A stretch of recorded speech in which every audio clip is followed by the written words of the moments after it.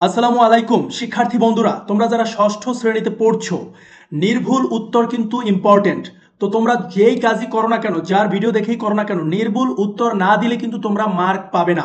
So যদি নির্ভুল উত্তর পেতে চাও, টিচিং রুম চ্যানেল তোমাদের জন্য একমাত্র ভরসা। সো শিক্ষার্থী বন্ধুরা, তাহলে চলো আমরা, যেহেতু আমাদের তিনটা কাজ দিয়েছে, কাজ ক, কাজ খ এবং কাজ গ।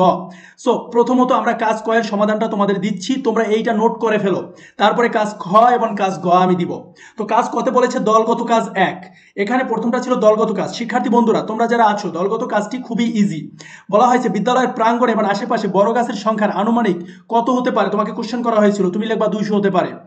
তারপর 2 নম্বর কোশ্চেনটা ছিল ষষ্ঠ শ্রেণীতে আমাদের শাখার মোট শিক্ষার্থী, বিদ্যালয়ের সকল শিক্ষক এবং কর্মচারী মিলে মোট জনসংখ্যা কতজন, এটা জিজ্ঞাসা করেছিল, তুমি লিখবা 220 জন।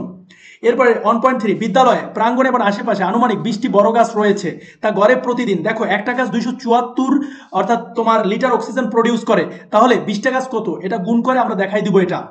এরপরে 1.4 যে কাজটা, মোট 220 জনের গড়ে অক্সিজেন প্রয়োজন হয় কত, অর্থাৎ এই 378 এর সাথে 220 গুণ করলে 83,160 লিটার অক্সিজেন প্রয়োজন হয়। 1.5 আমাদের শাখায় সকলের জন্য গড়ে প্রতিদিন 83,160 লিটার অক্সিজেন প্রয়োজন হয়, সেই পরিমাণ অক্সিজেন বিদ্যালয়ের গাছগুলো উৎপন্ন করছে না। আমাদের বিদ্যালয়ে মোট 20টি বড় গাছ রয়েছে, কিন্তু এই পরিমাণ গাছ দিয়ে সকল অক্সিজেনের চাহিদা পূরণ হয় না। তাই গাছ না থাকলে কি কি করণীয় সেটা লিখতে বলছে। 1 প্রচুর পরিমাণে গাছ লাগাতে হবে। 2 গাছের যত্ন নিতে হবে। 3 চারা গাছের আগাছা পরিষ্কার করতে হবে। 4 গরু ছাগল যাতে গাছগুলো খেয়ে না ফেলে সেদিকে লক্ষ্য রাখতে হবে। শিক্ষার্থী বন্ধুরা, তোমরা চাইলে এখানে আরো একটা দুইটা বানাই দিতে পারবা।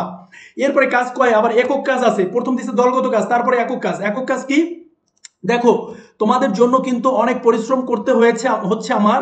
তো তোমরা এই যে নির্ভুল উত্তরটি তোমাদের জন্য সরবরাহ করছি, তোমরা অবশ্যই টিচিং রুমকে সাবস্ক্রাইব করবা, কিন্তু না হলে কিন্তু আমি কাজ পরবর্তী কাজগুলো আর প্রোভাইড করব না। একক কাজ 1-এ কি বলা হয়েছে, আমাদের পরিবারের মোট সদস্য 5 জন, তাদের গড়ে প্রতিদিন অক্সিজেন লাগে অর্থাৎ একজন আর 378 লিটার লাগে, তাহলে 5 জনের কত লাগে অর্থাৎ 1890 লিটার। আর এটাকে তোমার একটা অনুপাতে রূপান্তর করতে বলছে, তোমরা অনুপাত করছো। এরপরে বলছে এদেরকে সমানুপাতে রূপান্তর করো, তাহলে সেই সমানুপাতও তুমি দেখিয়ে দিয়েছো যে 1:378 মানে হচ্ছে একজনের লাগে 378 আর 5 জনের লাগে 1890, তাহলে দুইটা কিন্তু মিলে গেছে। 5 নম্বরে বলা হয়েছে আমাদের পরিবারের সকল সদস্যদের একদিনে অক্সিজেন সরবরাহের জন্য প্রায় 6টি গাছ মানে প্রয়োজন। তারপর 5 নম্বর কোশ্চেনটা বলা হয়েছে যে তোমাদের যতগুলো গাছ দরকার সেটা কি আছে কিনা, তুমি লিখছো জি, আমাদের পরিবার অক্সিজেনের জন্য যতটি গাছ দরকার তার চেয়ে বেশি আছে। অর্থাৎ তোমার এখানে জিটা দেওয়া লাগবে না, জিটা বাদ, অর্থাৎ যা আছে তার থেকে বেশি আছে, অর্থাৎ +8টি। তো এরপর 6 নম্বর বলা হয়েছে +8 এর যোগাত্মক বিপরীত, তাহলে তোমরা -8 লিখছো। এরপর বলছে সংখ্যা রেখায় দেখাও, এইভাবে সংখ্যা রেখায় দেখিয়ে দিবা। শিক্ষার্থী বন্ধুরা, কাজ 1 কমপ্লিট করে দিলাম। এরপরে কাজ 2 এর জন্য তোমাদের একটু অপেক্ষা করতে হবে। কাজ ক মানে কাজ 2 বলতে কাজ খ এবং কাজ গ ধারাবাহিকভাবে তোমরা পেয়ে যাবে। ভালো থাকবে, সুস্থ থাকবে।